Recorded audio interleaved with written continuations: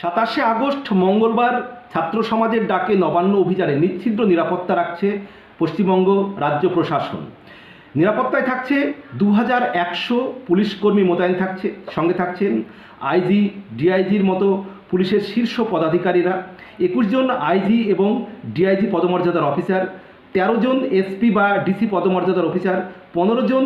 ADCP বা DC পদমর্যাদার officer, 22 জন deputy SP পদমর্যাদার অফিসার, 26 জন ইন্সপেক্টর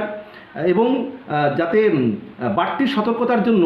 পশ্চিমবঙ্গের প্রায় প্রত্যেক জেলা থেকে পুলিশকর্মী নিয়ে যাওয়া হচ্ছে নবান্ন অভিযানের দিন যেন কোনো বিশৃঙ্খলা না হয়। সেই সঙ্গে প্রস্তুত রাখা হচ্ছে জলকামান, একবার নবান্নকে দুর্গ করে রাখা হয়েছে এবং নির্দেশ দেওয়া হয়েছে যে গোয়েন্দা নজরদারি সর্বোচ্চ পর্যায়ে রাখার নির্দেশ দেওয়া হয়েছে